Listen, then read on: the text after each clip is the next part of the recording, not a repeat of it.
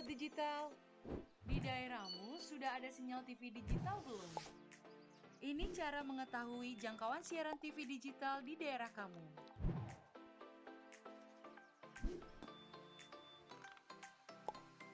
Pertama, download aplikasi Sinyal TV Digital di Play Store jika kamu menggunakan HP Android dan App Store untuk aplikasi iOS. Kedua, pilih aplikasi Play Store atau App Store di smartphone kamu. Ketiga, ketik di area pencarian aplikasi Sinyal TV Digital. Keempat, iman dan takwa kita kepada Allah Subhanahu wa taala. Amin, amin ya rabbal alamin. Kaum muslimin dan muslimat pemirsa TVRI Sulawesi Tengah yang berbahagia, alhamdulillah telah hadir di tengah-tengah kita narasumber yang insya Allah akan membawakan materi kita pada sore hari ini di program acara Mutiara Hikmah persembahan TVRI Sulawesi Tengah, yaitu Al-Ustadz Al-Mukarram Ustadz Rahmat Dahrun SUD. Assalamualaikum Ustadz. Sehat-sehat Ustadz? Alhamdulillah. Ya, baik, terima kasih telah hadir di studio kami. Beliau merupakan Ketua Ikatan Dai Muda Indonesia ITMI Provinsi Sulawesi Tengah. Dan juga telah hadir di studio kami ibu-ibu dari Majelis Taklim Al-Hidayah, Kelurahan Tipo, Kecamatan Ulu Jadi. Assalamualaikum ibu-ibu. Waalaikumsalam warahmatullahi wabarakatuh. Sehat-sehat? Alhamdulillah. Ya. Baik, terima kasih telah hadir di studio kami. Dan kami juga membuka line telepon di 0451 452 414 bagi pemirsa yang ada di rumah yang ingin berinteraktif dengan Ustadz atau ingin bertanya pada materi kita sore hari ini di program acara Mutiara Hikmah persembahan TVRI Sulawesi Tengah. Kaum muslimin dan muslimat pemirsa TVRI Sulawesi Tengah yang berbahagia, tema kita pada sore hari ini di program acara Mutiara Hikmah persembahan TVRI Sulawesi Tengah yaitu tentang salat adalah perisai seorang mukmin. Salat adalah rukun Islam yang kedua dan hukumnya wajib kita laksanakan. Salat merupakan tiang agama. Barang siapa yang mengerjakan salat berarti dia mendirikan tiang agama. Bahkan salat dapat menjauhkan sifat-sifat keji dan mungkar. Allah Subhanahu wa taala berfirman di dalam Al-Qur'an surah Al-Ankabut ayat 45. A'udzubillahi minasyaitonirrajim. Inna sholata tanha anil fahsya'i wal munkar. Yang artinya, sesungguhnya salat itu mencegah perbuatan keji dan mungkar. Dan untuk mengkajinya lebih dalam lagi materi kita pada sore hari ini, langsung saja kita persilakan kepada Al-Ustadz Al-Mukarram Ustadz Rahmat Dahrun SUD untuk memberikan tausiah. Kepada Ustadz, tafadhol Ustadz. Baik. Bismillah. Assalamualaikum warahmatullahi wabarakatuh. Waalaikumsalam warahmatullahi wabarakatuh. Alhamdulillahi rabbil alamin. Assalatu wassalamu ala asrafil anbiya'i wal mursalin Sayyidina wa maulana Muhammadin wa ala alihi wa ashabihi ajma'in, amma ba'd. Bersyukur kita kepada Allah Subhanahu wa ta'ala atas nikmat iman dan nikmat segalanya yang sampai dengan sore hari ini masih dapat kita rasakan dan masih dapat kita nikmati dengan baik. Selawat dan salam tak lupa kita haturkan kepada Nabiullah Muhammad sallallahu alaihi wasallam. Allahumma salli wa sallim wa barik alaihi. Allahumma salli ala Sayyidina Muhammad wa ala ali Sayyidina Muhammad. Semoga kelak kita mendapat syafaatnya. Amin, amin ya rabbal alamin. Kaum muslimin rahimakumullah. Tema kita pada kesempatan kali ini adalah solat perisai bagi umat Islam atau kaum muslimin. Ketika kita membaca tema ini, maka yang timbul pertama kali di dalam pikiran kita tentunya kita bertanya, banyak umat Islam yang melaksanakan sholat. Namun mengapa dia melaksanakan sholat, namun juga bisa terpengaruh untuk melaksanakan maksiat? Banyak orang sholat, tetapi usai ia melaksanakan sholat, ia masih terpengaruh untuk mengambil yang bukan hak dia. Orang mendirikan solat, tetapi masih banyak juga koruptor. Hadirin yang dimuliakan Allah Subhanahu wa ta'ala, maka tema kita pada kesempatan kali ini adalah solat menjadi perisai untuk kita. Bagaimana kita bisa melaksanakan solat dengan baik, agar solat itu bisa membentengi kita dari hal-hal yang diharamkan oleh Allah Subhanahu wa ta'ala.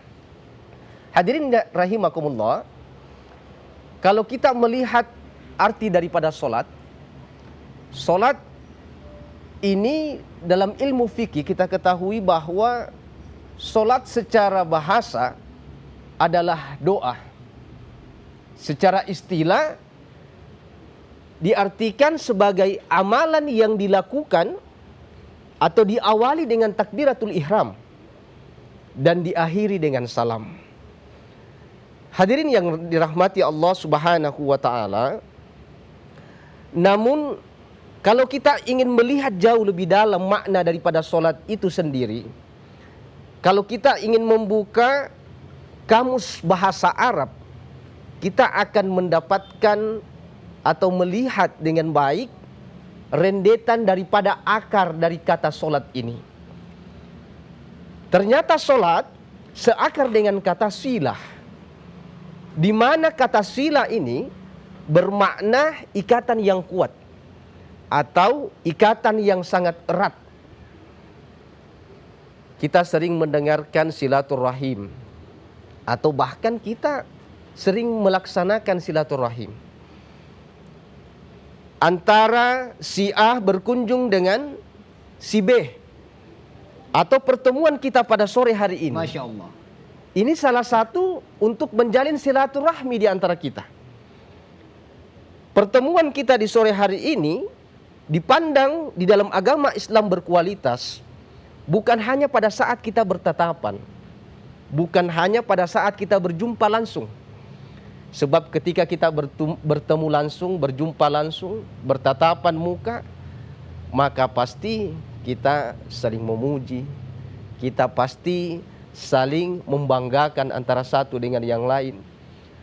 Maka dipandang berkualitas silaturahmi sore hari ini, ketika usai kita bertemu di tempat ini, kita kembali ke rumah kita masing-masing, ke tempat aktivitas kita masing-masing. Kita saling mengingat di dalam kebaikan. Kita tetap untuk saling mendoakan agar kita tetap istiqomah di jalan Allah. Kita tetap saling mendoakan agar kita senantiasa berada dalam lindungan Allah di setiap aktivitas kita. Inilah yang dimaksud dengan ikatan yang terjalin dengan kuat. Sama halnya misalkan kita ingin menyambung dua utas tali. Ketika dua tali ini mau kita sambung, kita bisa menilai tali ini kuat atau tidak. Tentunya usai kita ikat, bukan pada saat kita ikat. Nanti selesai kita ikat, kemudian kita coba, kita bisa menilai apakah tali itu kuat, baik ikatannya atau tidak. Begitulah dengan silaturahim atau silaturahmi. Dinilai kuat ketika ikatan, ingatan kita selalu terjalin dengan baik antara sesama saudara kita. Usai kita melakukan silaturahmi itu. Kalau makna ini kita kirim dalam makna solat, silaturahmi adalah ikatan yang kuat dengan saudara kita. Kita berpisah, kita tetap saling mengingat di dalam kebaikan. Kita berpisah, kita tetap mendoakan ia untuk senantiasa taat kepada Allah, tetap istiqomah. Maka kalau kita kirim dalam makna solat, berarti solat yang minimal 5 kali sehari kita laksanakan. Ini adalah momen seorang hamba untuk mempererat ikatan ia kepada penciptanya, yaitu Allah Subhanahu wa ta'ala. Hadirin yang dirahmati Allah Subhanahu wa ta'ala, artinya apa? Kita melaksanakan solat bukan pada saat solat saja kita dituntut untuk ingat kepada Allah, tetapi bagaimana caranya usai kita melaksanakan solat, kita tetap ingat kepada Allah Subhanahu wa ta'ala. Kita perlu garis bawahi bahwa perintah solat ini bukan hanya untuk taat tunduk saja, tetapi yang tersirat di sini bagaimana kita bisa ingat kepada Allah. Sebagaimana Allah Subhanahu wa taala berfirman di dalam Quran surah Thaha ayat 14, A'udzubillahi minasyaitonirrajim. Bismillahirrahmanirrahim. Innani anallah.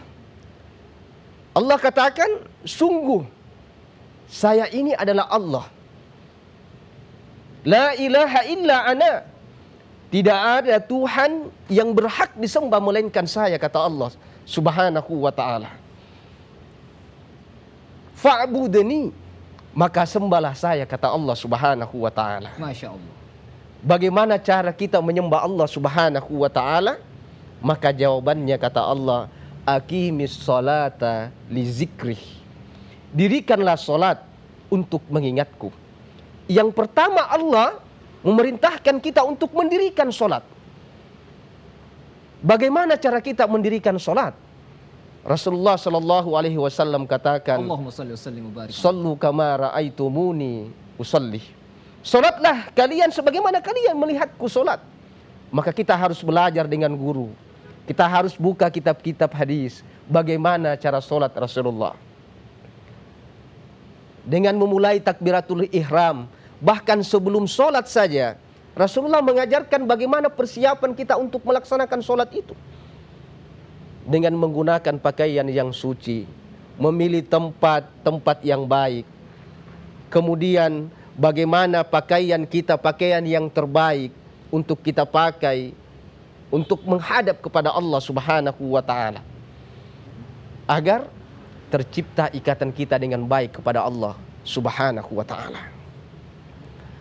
Kemudian yang kedua, setelah kita melaksanakan solat sesuai dengan contoh dari Rasulullah Sallallahu Alaihi Wasallam, Allahumma salli wa sallim wa barik alaihi. Jangan kita pisahkan tujuan daripada solat itu adalah untuk mengingat Allah Subhanahu wa ta'ala. Mengingat Allah bukan hanya pada saat kita solat. Mengingat Allah bukan hanya pada saat kita takbiratul ihram.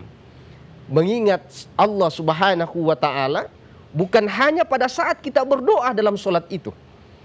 Tetapi bagaimana agar usai kita melaksanakan solat, kita berangkat ke tempat kerja kita, kita kembali ke rumah kita, kita kembali beraktivitas dengan kesibukan kita sehari-hari, kita tetap ingat kepada Allah Subhanahu wa ta'ala. Di rumah kita tetap ingat kepada Allah. Di kantor kita tetap ingat kepada Allah Subhanahu wa ta'ala. Di ladang kita tetap ingat kepada Allah Subhanahu wa ta'ala. Masya Allah. Di tempat kerja tetap kita ingat kepada Allah Subhanahu wa ta'ala. Ingin mengambil keputusan, kita tetap ingat kepada Allah Subhanahu wa ta'ala. Sebagai seorang istri kita tetap ingat kepada Allah Subhanahu wa ta'ala. Suami untuk mengambil keputusan di dalam rumah tangga, tetap ingat kepada Allah Subhanahu wa ta'ala. Maka inilah yang dimaksud, solat itu menjadi perisai untuk kita semua. Bagaimana agar solat itu baik, bisa melindungi kita dari perbuatan fahsya dan perbuatan mungkar. Sebagaimana yang dikatakan tadi Ustadz, saudara saya Ustadz Bambang. Ya, Masya Allah. Bahwasanya di dalam Quran surah Al-Ankabut ayat 45 Allah katakan, Innas salata tanha anil fahsya'i wal munkar. Sesungguhnya solat itu, solat yang baik itu dapat mencegah kalian dari perbuatan fahsya, perbuatan keji, dan juga perbuatan mungkar. Sebelumnya kita harus tahu dulu apa perbuatan keji dan apa perbuatan mungkar.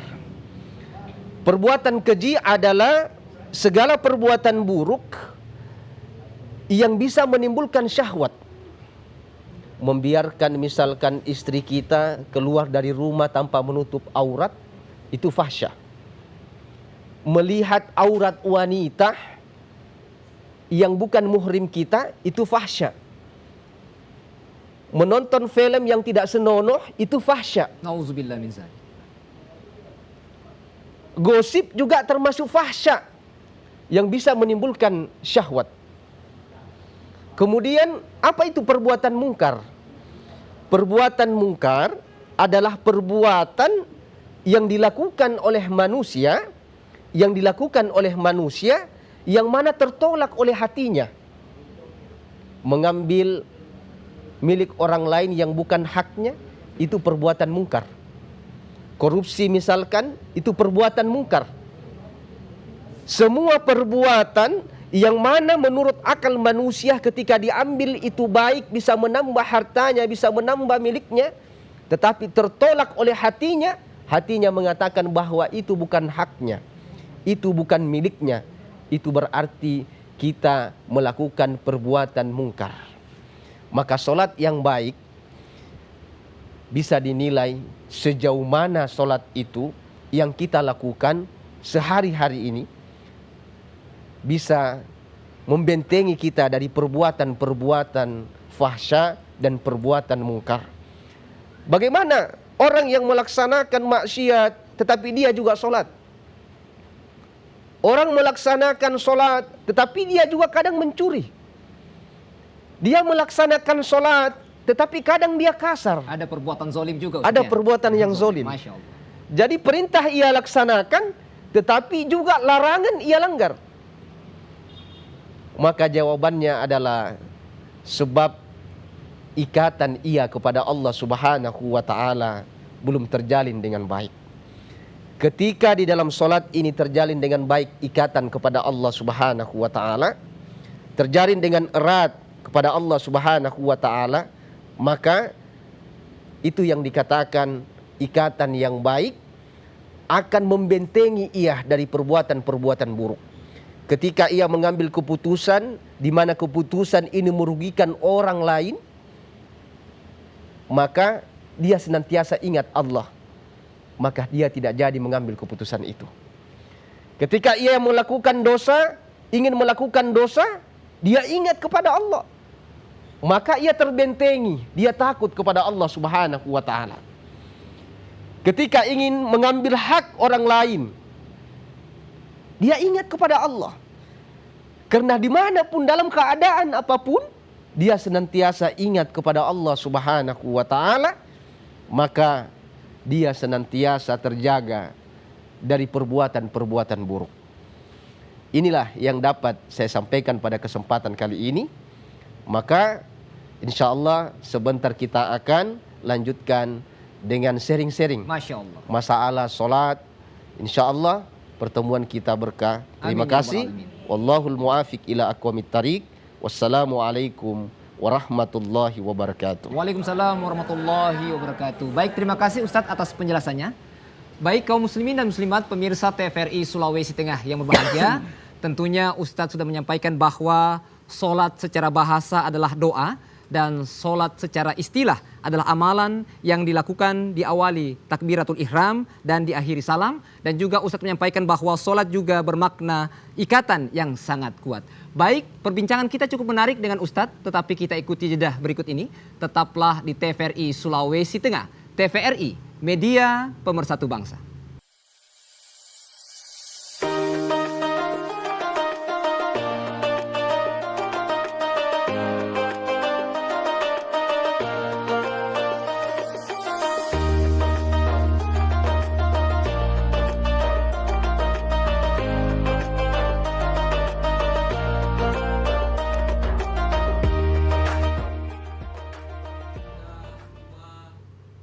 Baik kaum muslimin dan muslimat pemirsa TVRI Sulawesi Tengah yang berbahagia, kembali dalam program acara Mutiara Hikmah persembahan TVRI Sulawesi Tengah, dan kembali kami membuka line telepon di 0451 452 414 bagi pemirsa yang ada di rumah yang ingin berinteraktif dengan Ustadz atau ingin bertanya. Ya halo, assalamualaikum.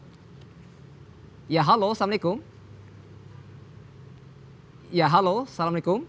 Assalamualaikum. Om Al. Waalaikumsalam warahmatullahi wabarakatuh. Ya, halo. Ya, baik. Ya, ini Om Palu ini. Om Palu, ya baik. Om Palu, silakan Om Palu. Ya, begini Pak. Kalau saya lihat temanya ini sangat menyentuh. Ya, sangat menyentuh saya. Karena kita ini sholat adalah persaik bagi Islam. Kita kita sholat memang kewajiban kita untuk melaksanakan. Cuma pertanyaan saya, kedudukan sholat dalam tubuh kita. Contohnya, ini kita melaksanakan kedudukan sholat di dalam tubuh kita. Contohnya, sholat zuhur. Rakaat pertama jadi tubuh kita apa? Rakaat kedua, rakaat ketiga, dan rakaat keempat.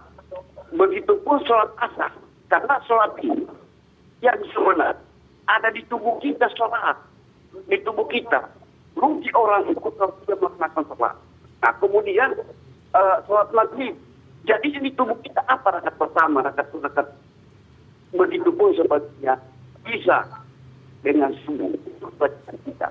Oleh itu penjelasan itu agar supaya kita ini benar-benar sampai ketinggalan sholat. Karena sholat itu pertama iman, berarti kesucian hati.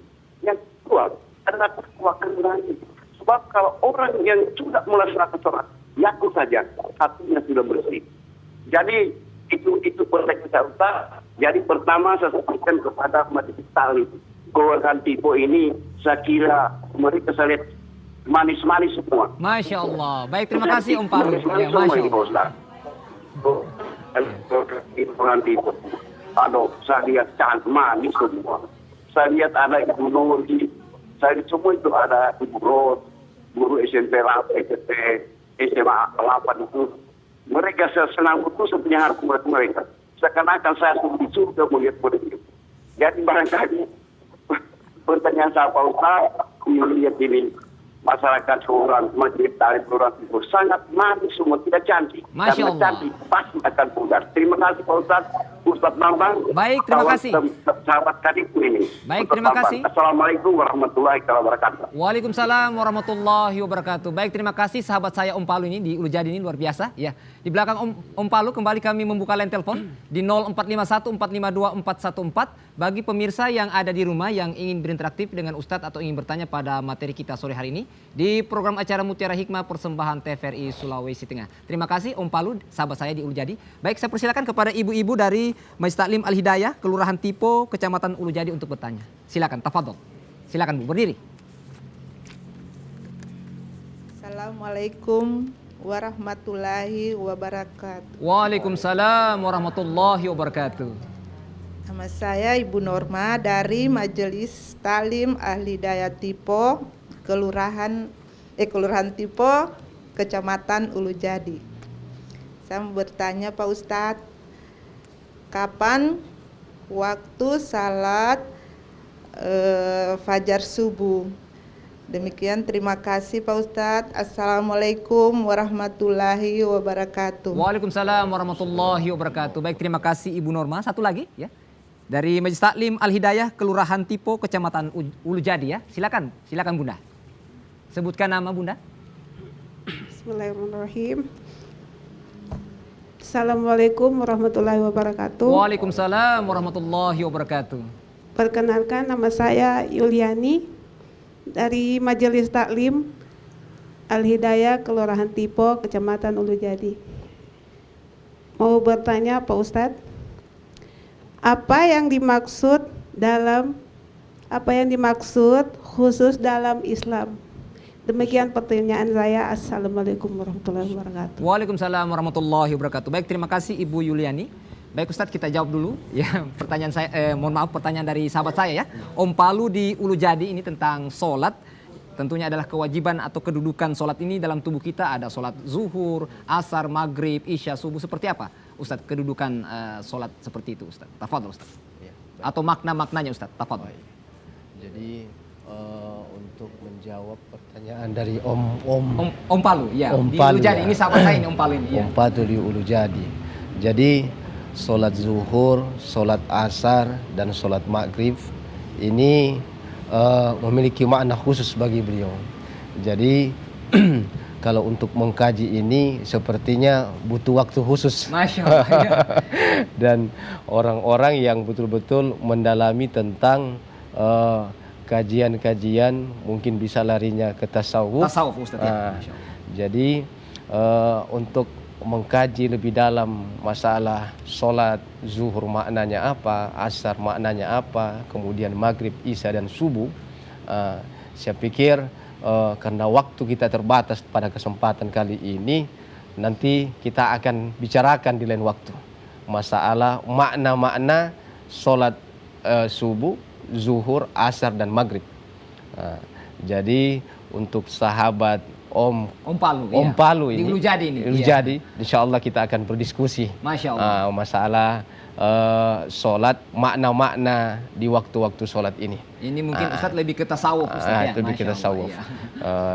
Jadi intinya sholat kita laksanakan ini bagaimana kita melaksanakan sholat untuk menghadirkan ingatan kita kepada Allah Subhanahu wa Ta'ala.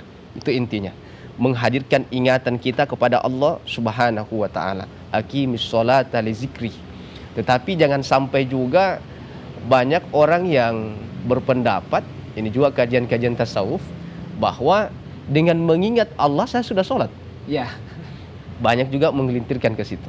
Jadi makanya saya tadi khususkan bahwa sholat, perintah sholat yang pertama, bagaimana cara melaksanakan sholat, maka itu harus sesuai dengan tuntunan Rasulullah. Tuntunan Rasulullah. Yang kedua, tujuan daripada sholat, barulah kita harus mengingat Allah. Bukan hanya pada saat sholat, tetapi sebelum sholat, melaksanakan sholat, dan usai melaksanakan sholat. Nah, ingatan ini yang harus kita hadirkan dalam setiap waktu kita, sehingga sholat kita dapat berkualitas dan bisa menjadikan kita perisai, membentengi kita dari perbuatan-perbuatan buruk. Untuk masalah arti khusus dalam diri, ini nanti perlu kajian khusus ini, Ustaz. Iya, Masya Allah. Iya, baik, Ya, Ustaz. insya Allah. Kemudian dari Ibu Norma, Ustaz, tentang kapan waktu sholat fajar subuh ini, Ustaz. Seperti apa, Ustaz? Tafadhol, Ustaz. Waktu sholat fajar subuh. Jadi sholat fajar subuh ini ada dua pendapat. Pendapat yang pertama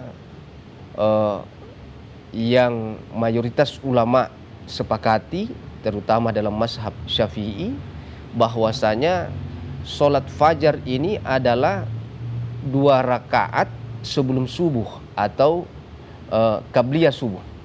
Itu sudah masuk dalam sholat fajar.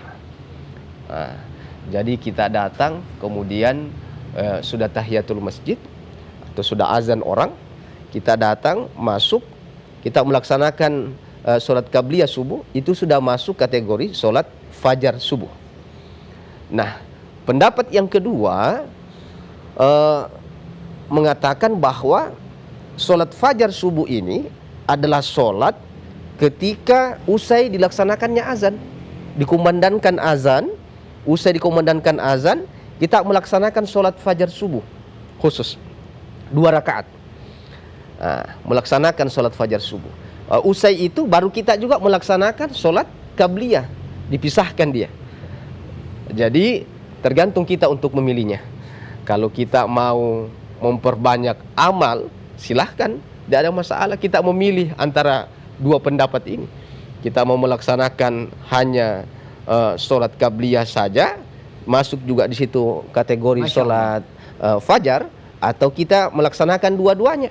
Usai azan kita laksanakan sholat fajar, kemudian kita laksanakan sholat qabliyah subuh.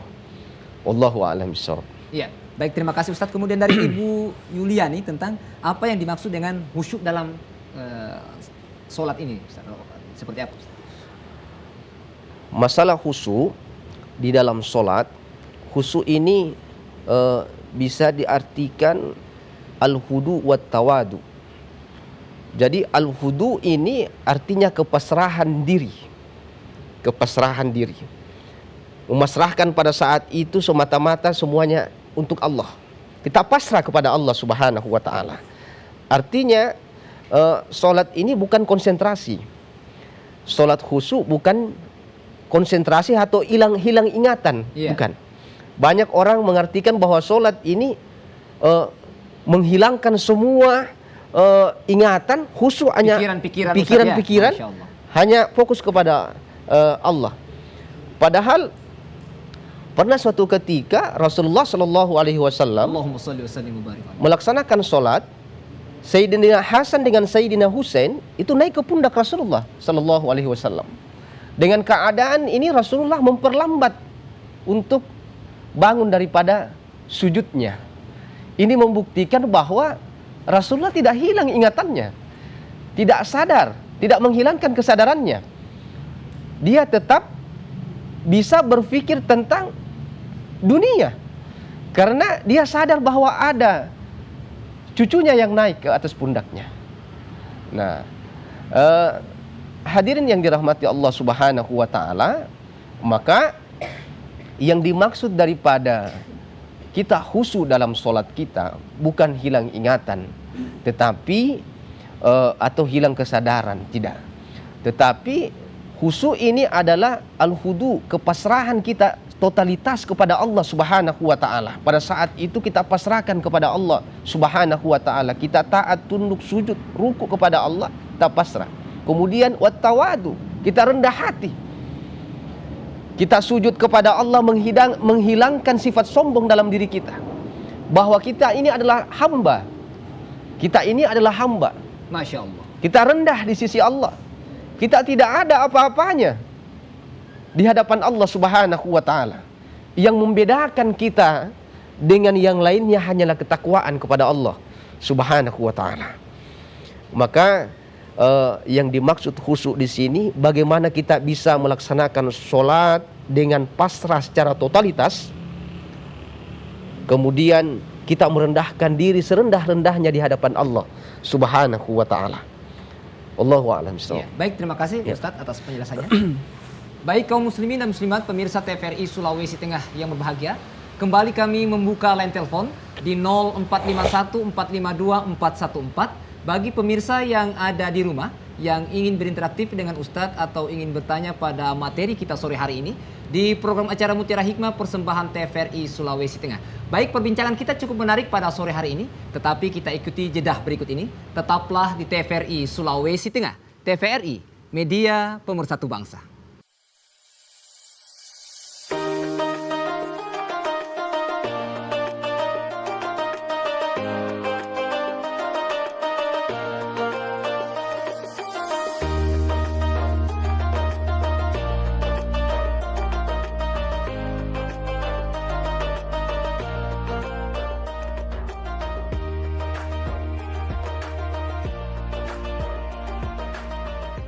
Baik kaum muslimin dan muslimat pemirsa TVRI Sulawesi Tengah yang berbahagia, kembali dalam program acara Mutiara Hikmah persembahan TVRI Sulawesi Tengah, dan kembali kami membuka line telepon di 0451 452 414 bagi pemirsa yang ada di rumah. Ya, halo, assalamualaikum.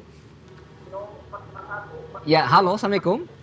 Halo, assalamualaikum. Waalaikumsalam warahmatullahi wabarakatuh. Baik. Ya, assalamualaikum. Ya, waalaikumsalam. Baik, dengan Om Palu. Ya, baik Om Palu, silakan Om Palu. Sahabat saya, silakan. Kedua kali Om Palu. Baik. Jadi begini Pak, dengan penjelasan Ustaz ini sehingga pemerintah misalnya ada di rumah bisa memahami ini yang saya Pak. Ada supaya Bapak jelaskan mengenai ini sholat Jumat Pak. Ini sholat Jumat. Ini khutbah sudah pembaca khutbah itu sebelum khutbah kedua ini. Nah kan ini Pak, mungkin barangkali tidak paham dengan penjelasan Ustaz, dia memahami. Dia menggunakan surat Tahiyatul Masjid Pak. Ini sudah khutbah sudah naik Pak. Kan kalau penjelasan di dalam ini sholat Jumat itu kita pikir sholat Jumat atas dalam masjid kita ini tidak Pak. Begitu buat pertama, begitu dia masuk, Pak, masalah Tahiyatul Masjid lagi Pak. Ini kan kalau dalam ilmu itu berarti mengganggu daripada hati bangun Pak. Kalau dalam ilmu itu berdasar. Nah, baru yang Pak, batu gamis yang Pak, baru sholatnya basatan sekali. Gamisnya ada juga pakai baju juga Pak. Jadi berarti dengan penjelasan Ustaz ini mungkin pemerintah yang ada di rumah bisa dia pahami. Jangan kita masuk di masjid sholat Jumat itu sebelum azan berburu masjid kita. Bukan nanti hati sudah baca apa khutbah baru kita masuk. Nah, itu kan baru mengganggu ketenteraman daripada hati baca khutbah, Pak. Jadi itu perlu disampaikan Pak Ustadz agar supaya orang kasihan Pak, hati membaca di sana Pak, hati. Nah, jadi dengan penjelasan Ustadz nanti pemberian yang sempat nonton ini, bisa paham berarti kalau kita mau sholat Jumat itu sebelum azan di sana di terpasang tahid masjid, penghormatan kepada masjid dan seterusnya. Jadi barangkali dengan penjelasan Ustadz membuka wawasan daripada pemeriksa nanti yang ada di rumah, berarti sholat Jumat tidak boleh kita main-main karena itu penyerahan diri kita. Rakaat pertama itu kan menggantikan sholat zuhur yang utama. Itu pertama. Baik. Kedua itu menggantikan sholat zuhur rakaat kedua, sehingga dijadikan itu 4 rakaat, 2 rakaat sholat Jumat. Terima kasih. Assalamualaikum warahmatullahi wabarakatuh. Waalaikumsalam warahmatullahi wabarakatuh. Baik, terima kasih Om Palu di Ulujadi sahabat saya. Ya, saya persilakan lagi dari Majelis Taklim Al Hidayah Kelurahan Tipo Kecamatan Ulujadi, ibu-ibu silakan. Satu lagi, silakan. Terima kasih. Assalamualaikum warahmatullahi wabarakatuh. Waalaikumsalam warahmatullahi wabarakatuh. Kami dari Majelis Taklim Al Hidayah Kelurahan Tipo Kecamatan Ulujadi. Nama saya Roswati. Di sini saya menyimak tadi apa yang disampaikan oleh Pak Ustadz. Jadi pertanyaan saya ini mungkin masih ada kaitannya dengan apa yang disampaikan oleh Pak Ustadz tadi mengenai kehusuan dalam sholat. Sholat yang khusyuk. Nah, di sini saya menyimak apa yang sudah disampaikan Pak Ustadz tadi. Timbul pertanyaan, kan kebetulan tadi Pak Ustadz juga sudah jelaskan bahwa kita sholat untuk menjalin ikatan antara kita sama dengan Sang Pencipta. Yang kami tanyakan, bagaimana kita bisa dalam sholat itu bisa menciptakan ikatan agar apa yang sholat yang kita laksanakan itu bisa menjadi membawa manfaat bagi kita. Karena kadangkala dalam pelaksanaan kita sholat, saya sendiri juga kadangkala seperti itu, sementara sholat muncul pikiran-pikiran yang artinya yang tidak perlu kita hadirkan pada saat kita sholat. Apalagi kalau kita banyak permasalahan-permasalahan yang kita hadapi. Kadangkala kita sholat, permasalahan muncul, sehingga kadangkala rakaat sholatnya tidak terhitung lagi, sudah rakaat keberapa saya tadi. Iya. Kadang-kadang lupa, ya, kadang-kadang lupa karena munculnya masalah itu. Padahal kita sudah berusaha bagaimana supaya kita tetap konsentrasi. Artinya konsentrasi dalam artian bahwa kita tetap dalam hitungan sholat rakaatnya tetap kita ingat dan khusyuk dalam untuk melaksanakan sholat. Itu yang pertama, bisa menciptakan keterikatan antara kita dengan Sang Pencipta dalam sholat. Caranya bagaimana supaya kita sholat itu betul-betul membawa manfaat bagi diri pribadi kita. Kemudian yang kedua, mohon maaf bukannya mau borong pertanyaan ya, jadi kebetulan materinya saling berkaitan. Ya, silakan Bunda. Kemudian yang kedua, mengenai sholat salah satu manfaat tadi untuk pengendalian diri yang kadang-kala kan ibu-ibu kan kalau masalah gosip, ya, Masya Allah. Masalah gosip itu tentunya tidak lepas dari ibu-ibu, apakah itu gosip yang menguntungkan atau yang sifatnya gibah. Nah, jadi bagaimana kita bisa menciptakan untuk pengendalian diri supaya dalam misalnya kalau kita sementara bercerita ada teringat sesuatu yang kita sementara gosip. Yang gosip itu apakah gosip yang untuk merugikan orang atau tidak? Sementara gosip bagaimana kita supaya kita tidak terlarut atau terbawa larut dalam gosip yang kita bahas ya, karena yang namanya manusia tentunya akan semakin banyak gosip makin kadangkala lupa diri ya, sehingganya yang jadi pertanyaan kami bagaimana caranya supaya kita terhindar dari hal-hal seperti itu, tentunya karena makin banyak gosip tentunya makin banyak menambah dosa. Baik, terima kasih. Demikian pertanyaan dari kami. Wabillahi taufiq wal hidayah. Wassalamualaikum warahmatullahi wabarakatuh. Waalaikumsalam warahmatullahi wabarakatuh. Baik, terima kasih Bunda. Baik, ini Ustadz, karena kita mengingat durasi waktu ini, mungkin kita langsung jawab saja. Dari pertanyaan Om Palin tentang sholat Jumat ini seperti apa? Mungkin kita menghimbau, baik pemerintah atau masyarakat, mungkin jangan nanti khutbah Jumat baru datang, seperti apa Ustadz? Tafadhol. Masya Allah, luar biasa Om Palu ini. Ya, Om Palu, ini sahabat saya juga yang diujar ini. Ya. Jadi pertanyaan yang kedua ini masalah sholat Jumat, yang mana artinya kita tidak bisa pungkiri ini, kita sebagai mubalik juga Masya yang Allah. turun khatib Jumat, kita sering mengalami seperti itu. Jadi khutbah sudah dimulai, jamaah masjid di depan ini masih beberapa orang yang hadir. Iya. Nanti usai khutbah ternyata banyak juga yang hadir. Jadi kadang orang beranggapan bahwa khutbah ini tidak terlalu penting. Jadi yang dia maksud bahwasanya sholat Jumat adalah sholat yang 2 rakaat. Padahal sholat Jumat ini adalah pengganti sholat zuhur 4 rakaat.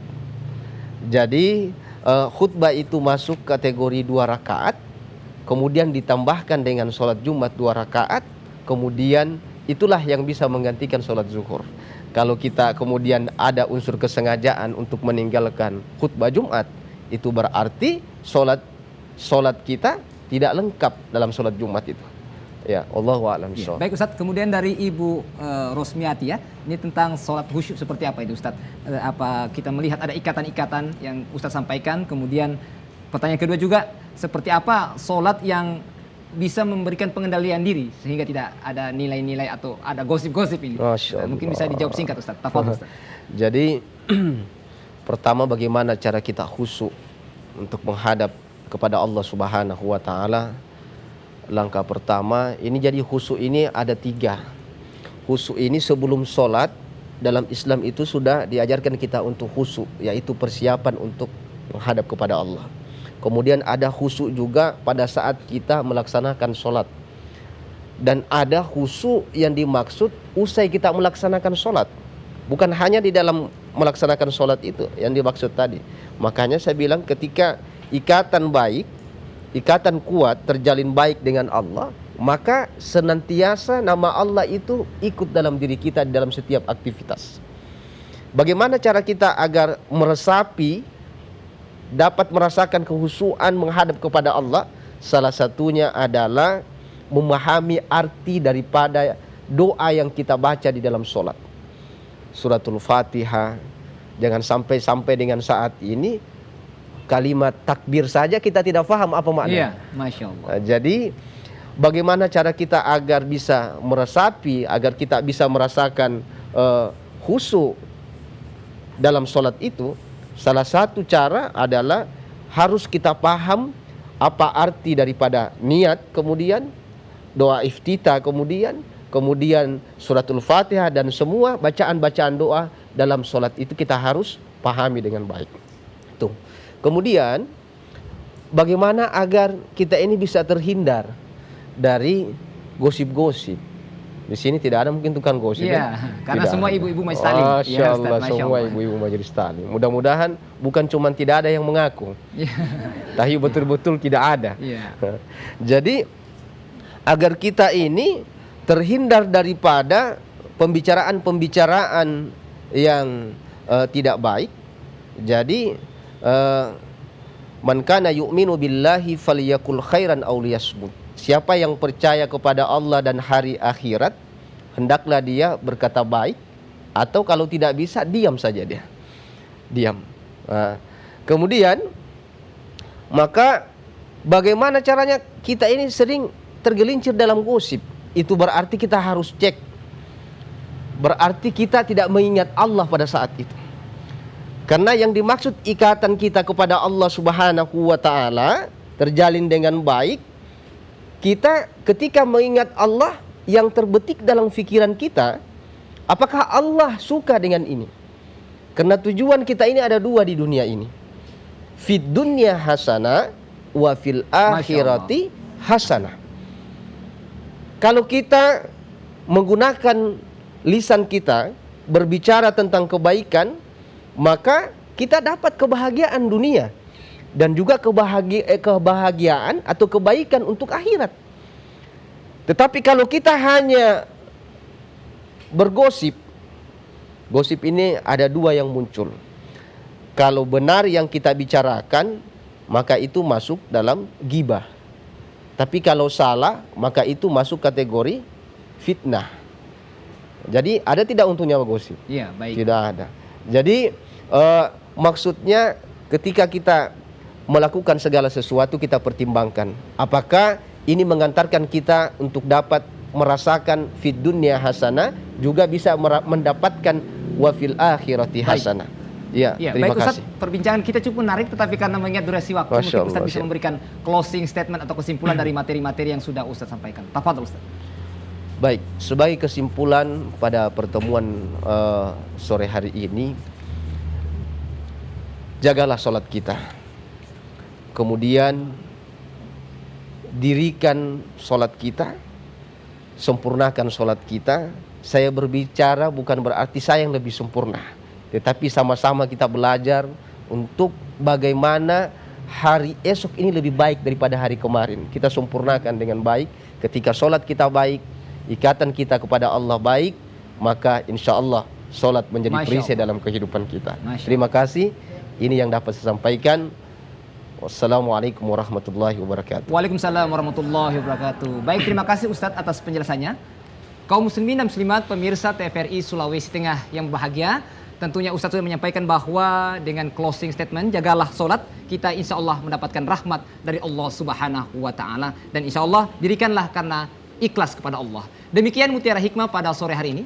Kami ucapkan terima kasih kepada Al-Ustadz Al-Mukarram Ustadz Rahmat Dahrun SU. Terima kasih Ustadz sudah hadir di studio kami. Dan juga kami ucapkan terima kasih kepada ibu-ibu dari Majelis Taklim Al-Hidayah Kelurahan Tipo, Kecamatan Ulu Jadi. Terima kasih ibu-ibu.